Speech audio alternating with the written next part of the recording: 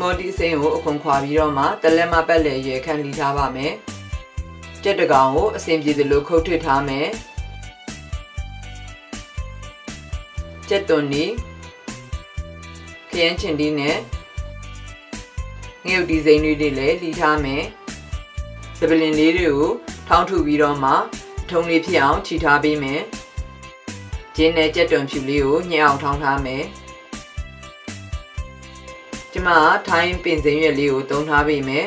အခြားပင်စိမ်းရွက်တွေနဲ့နံနံပေနှစ်တက်ရာကိုသုံးနိုင်ပါတယ်ရှင်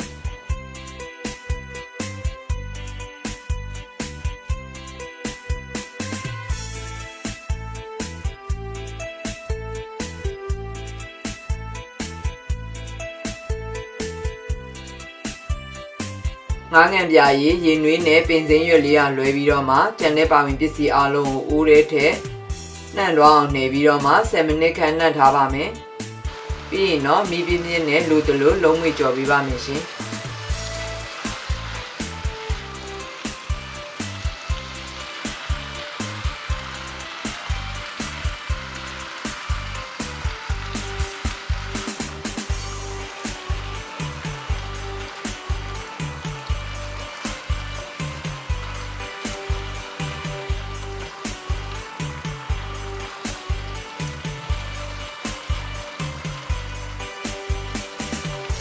7မိနစ်ခန့်လုံးကြော်ပြီးပြီဆိုရင်တော့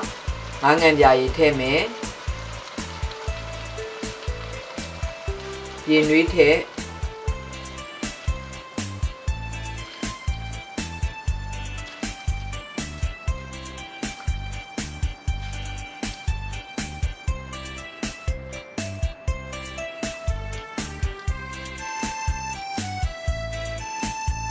အိုးဖုံးလေးဖုံးပြီးတော့မှတည်ထားပါမယ်ရှင်15မိနစ်ခန့်တည်ပြီးရင်စပလင်ဖက်တွေဖယ်ထုတ်ပေးမယ်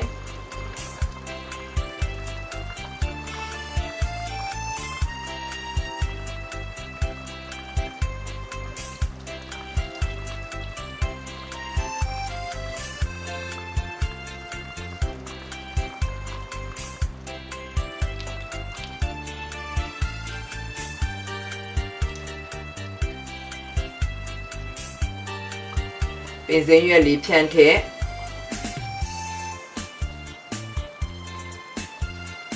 အနေငယ်မွေရောပြီးပြီဆိုရင်တော့ဟင်းလေးသုံးဆောင်ဖို့အတွက်အသင့်ဖြစ်ပါပြီရှင်